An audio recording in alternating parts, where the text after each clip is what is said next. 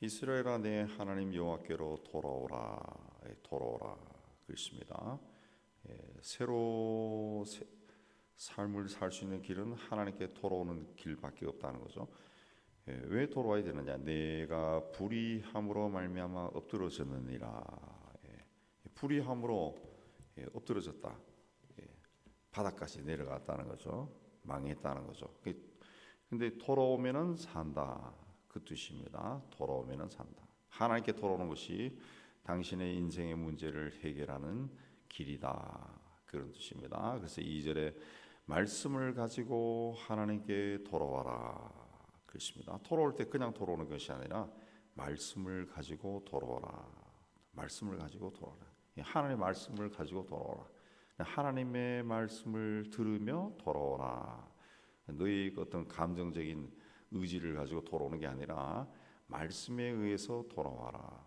말씀에 의해서 말씀을 듣고 돌아와라. 그렇습니다. 그래야 흔들리지 않는다는 거죠. 말씀의 어떤 원칙, 기준이 있으니까. 그리고 돌아와서 아래 길을 모든 불의를 제거하시고 선한 바를 받으소서. 우리가 수송아지를 대신하여 입술의 열매를 주께 드리라. 하나님께 돌아와서 아래 길을 아래라. 뭘 아래라는 겁니까? 모든 불의를 제거하시고 선한 바를 받으소서. 이게 무슨 뜻이냐면은 회개하라는 겁니다. 나에게서 모든 불의를 제하시고 나에게 그나마 남아있는 선한 것을 받아주세요. 회개하라는 거죠. 회개하라 그렇습니다. 그리고 입술의 열매를 주께 드리라. 수송아지를 대신해서 수송아지 대신에 입술의 열매를 드리나이다 그렇습니다. 입술의 열매, 입으로 내는 거, 이게 뭡니까? 회개, 말이죠. 말 입으로 내는 거. 그걸로 하나님 앞에는 로마서 10장 10절에 사람이 마음으로 믿어 의에 이르고 입으로 시인하여 구원에 이르느니라. 입으로 시인하고 고백하는 것이 중요한데요. 입으로 하는 것이 뭐냐? 찬양이고 회개고 감사입니다. 감사. 그러니까 하나님 앞에 이 수송아지가 당시 구약의 이스라엘 백성들이 하나님께 드릴 수 있는 최고의 제물이 수송아지. 그거 대신에 입술의 열매를 드리겠습니다. 입술의 열매를 드리겠다. 그렇습니다. 나는 수송아지 대신에 내 입술을 드리겠습니다. 회개할 것이고 하나님께 감사할 것이고 하나님을 찬양하겠습니다. 그렇습니다. 그 회개의 표현, 회개의 진실한 표현이 감사와 찬양이죠. 감사와 찬양입니다. 회개가 나타나는 것이. 그래서 뭘 회개하느냐? 3절에 우리가 아수르의 구원을 의지하지 아니하며 말을 타지 아니하고 다시는 우리 손으로 만든 것을 향하여 너희는 우리 신이라 하지 아니하오리니. 그렇습니다. 아수르의 구원, 그 강대국이죠. 힘 있는 사람을 의지하거나 말이라고 하는 것은 어떤 수단, 군대죠. 군대의 힘. 내가 손에 쥘 수 있는 군대의 힘. 또 우리 손으로 만든 거 우상이죠. 우상. 이걸 의지하지 않겠다는 거죠. 이것들을 우리의 신이라고 하는 것은 우리의 신이라고 하지 않겠다. 그럼 우리의 신이라고 했다는 것은 신이라는 표현은 절대적으로 의지했다는 거죠. 절대적으로 의지한다. 우리가 하나님 앞에 나와 예배하고 기도하는 것도 하나님을 절대적으로 의지하고 절대 헌신한다는 우리의 그 의지의 표현 아니겠어요? 그러니까 아수르와 말과 우상을 신이라고 했다는 거죠. 절대적으로 우리가 의지했는데 이제는 그렇게 하지 않겠습니다. 이는 고아가 주로 말미암아 긍휼을 얻음이니이다. 그렇습니다. 이는 아버지가 없는 사람이 하나님에 의해서 불쌍히 여김을 받았기 때문에 우리가 이전에는 아버지 없이 내가 잘난 줄 알고 천방지축으로 뛰어다녔는데 이제는 하나님이 아버지라는 것을 알았다는 거죠. 그 하나님에 의해서 우리가 긍휼을 받았다는, 깨달았다는 거죠. 깨달았기 때문에 이제는 하나님 앞에 나와 진실로 회개하고 찬양하고 감사하겠습니다. 감사하겠습니다. 그렇게 이야기하는 겁니다. 그렇게 하니까 4절에 내가 그들의 반역을 고치고 기쁘게 그들을 사랑하리니, 그래서 이 그들의 반역을 고치겠다 그랬습니다. 그들의 반역을 고치겠다. 이 고친다라고 하는 것은 이 치유한다는 겁니다. 그 반역은 그들의 불법, 아주 고집스러운 거, 고집. 이 죄라고 하는 것도 따지고 보면은 이 고집이에요, 고집. 고집이 어디서 나옵니까? 자아가 강한 데서 나와요. 자아가. 예. 우리 예수 믿는 사람들도 자아가 강한 사람들이 굉장히 많습니다. 자아가 강하면은 하나님을 절대 의지하거나 하나님께 절대 헌신하기가 참 힘듭니다. 자아가 강한 사람. 자식들이 자아가 강하면 이 자식들이 부모하고 자꾸 부딪혀요. 부모가 자아가 강해도 자식들하고 자꾸 부딪혀죠. 예수 믿는다고 해가지고 모든 게 부드러워지는 게 아니라고. 이 자아가 강한 사람들이다. 이 자아를 꺾어야죠. 자아가 자기 의지인데 이걸 꺾어야 하나님의 은혜가 임하는데 그걸 꺾지 못하고 예수 믿어도 그걸 꺾지 못하고 그냥 죽을 때까지 가는 사람들도 있다고. 이건 본인에게 불행한 거죠. 자아를 꺾어야죠. 자아를 꺾었을 때 하나님의 은혜가 어떻게 임하는가를 한 번도 체험하지 못한다라고 하는 것은 이 예수 믿는 사람으로서는 굉장히 비극적인 겁니다. 인간으로서 딱 한 번 살다 가는 건데 그걸 꺾고 나를 창조하신 하나님의 은혜가 나에게 임하는 것을 그 체험을 하고 사는 것이 얼마나 복된 건데 그걸 모르고 그냥 내 의지대로 계속 이 신앙생활을 하다가 내가 봤을 때는 잘한 것 같아. 그러면 세상이 안녕하고 떠난다. 이건 굉장히 불쌍한 거죠. 불쌍. 여기서 이제 반역이라고 하는 말이 바로 그겁니다. 고집. 고집이죠. 고집을 통해 가지고 불법을 행하고 반역한 거예요. 이 고집은 이 자아가 강한 사람들이 많이 일으킵니다. 그래서 그거를 고친다. 힐링한다는 겁니다. 치유한다는 거예요. 치유한다. 그들의 반역을 고쳐주겠다. 치유해주겠다. 치유하면은 이제 부드러워지겠죠. 반역하는 마음이 없어지고 하나님의 은혜가 임하겠죠. 그럼 기쁘게 그들을 사랑한다. 기쁘게 사랑한다라고 하는 말은 하나님이 아낌없이 사랑한다는 그런 뜻입니다. 기쁘게. 우리가 이제 자기 자식을 사랑할 때 그러면은 뭘 따지겠어요? 안 따지고 그냥 즐거운 마음으로 주죠. 사랑하고 주고. 근데 이제 나이가 들면은 자식들도 나이가 들었으니까 가끔 그런 생각 들죠. 내가 쟤를 정말 즐거운 마음으로 사랑할까? 그거 보면 사랑하지 않는 것 같아. 사랑하지 않는 것 같아. 근데 근본적으로 사랑하죠. 우리가 아이들이 어렸을 때를 생각하면은 자기 자식이 어렸을 때 생각하면은 그때는 정말 아낌없이 쏟아부어줬죠. 부모의 마음은 자식에게 그렇게 쏟아부어주는. 하나님도 그렇습니다. 로마서 8장 32절에 자기 아들을 아끼지 아니하시고 모든 사람을 위해 내어 주시니가 그 아들과 함께 우리에게 모든 것을 주시지 않겠느냐. 아끼지 아니하시고 주셨다. 이게 기쁘게 사랑한다는 뜻입니다. 기쁘게 사랑한다.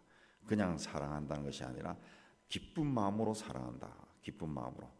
그러니까 아끼지 아니하고 다 준다는 겁니다. 다 준다. 왜? 나의 진노가 그에게서 떠났기 때문이다. 떠났기 때문이다. 그래서 하늘의 문이 열린 거예요.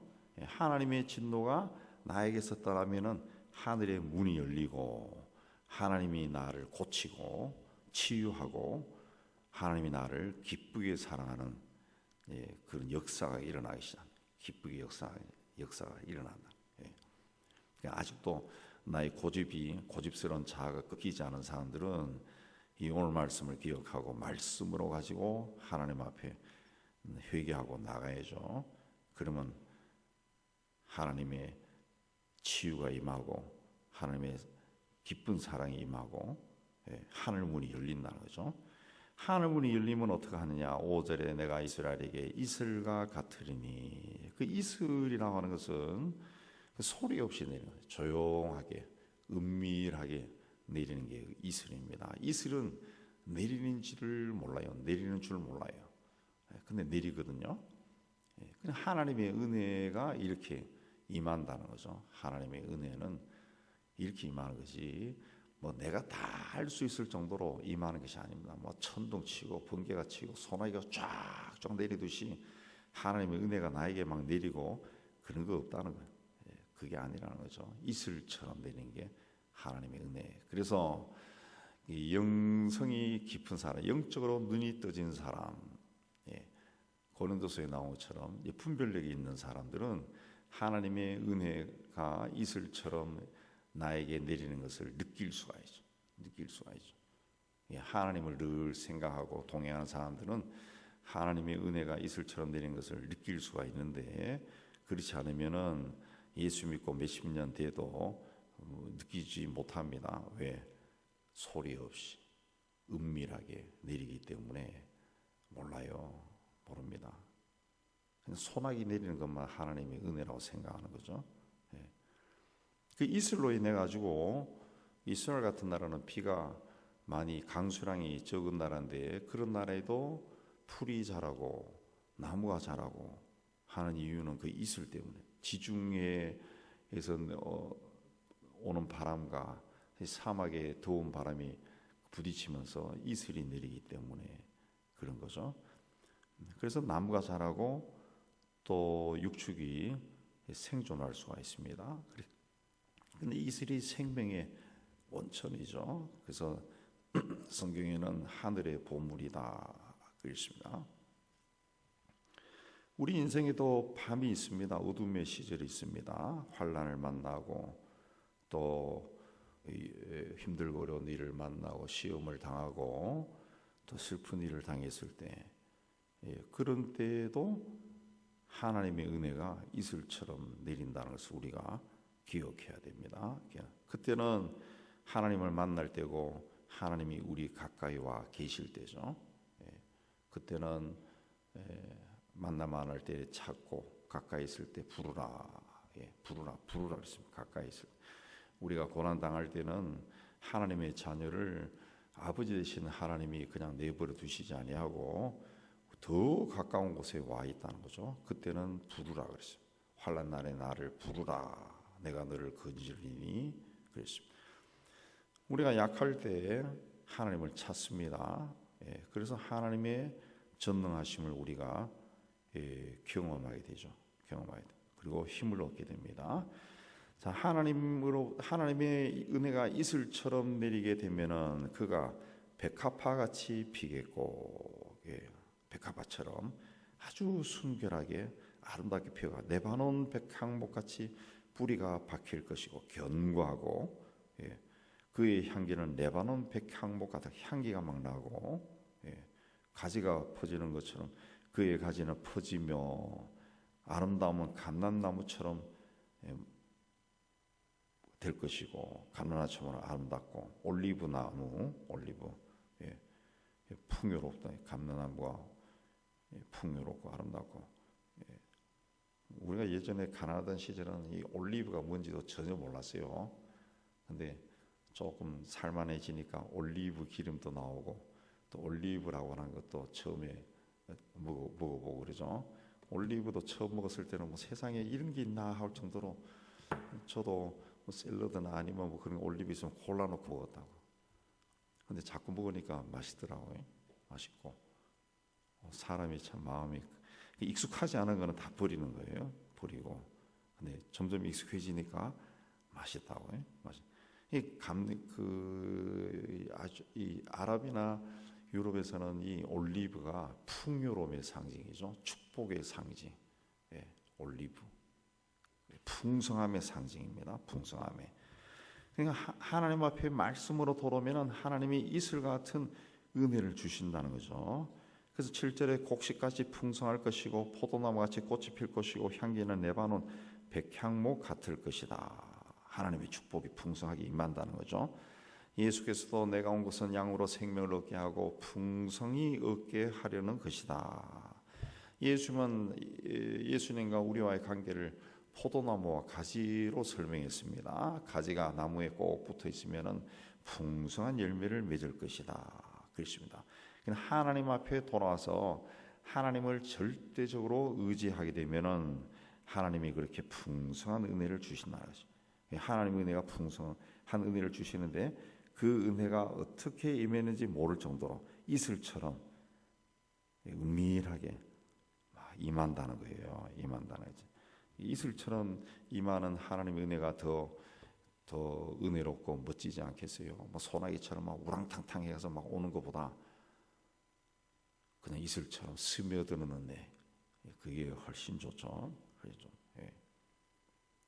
병에 걸렸다 병에 낫는 것도 막 수술하고 째매고 꼬매고 막 이렇게 해서 요란스럽게 막 고통을 겪고 막 이렇게 해서 낫는 것보다 그냥 언제 병에 걸렸는지 모를 정도로 하루하루 지나가면서 솔솔 낫는 게 훨씬 좋죠.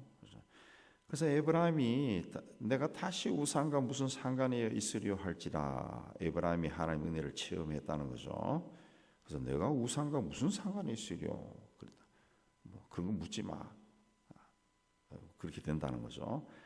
내가 그를 돌아보니까 그가 대답하기를 나는 푸른 잣나무 같으니 내가 나로 말미암아 열매를 얻으리라. 많은 열매를 맺을 것이다. 그렇습니다. 예. 누가 지혜가 있어 이런 일을 깨달으며 누가 총명이 있어 이런 일을 알기나 여호와의 도는 정직하니.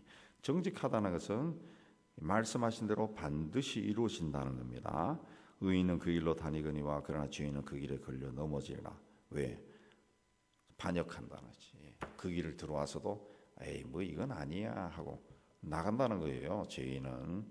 그러니까 하나님 앞에 감사하는 것이 얼마나 중요한가. 이 감사가 많으면은 하나님의 은혜, 나에게 이슬처럼 임하는 하나님의 은혜를 깨달을 수 있어요. 느낄 수가 있는데 이 감사가 없으면은 뭔가 좋은 일이 임해도 툴툴 거린다. 툴툴 거린다. 예, 툴툴 거리고 결국 세월이 가도 가지는 것이 없어요.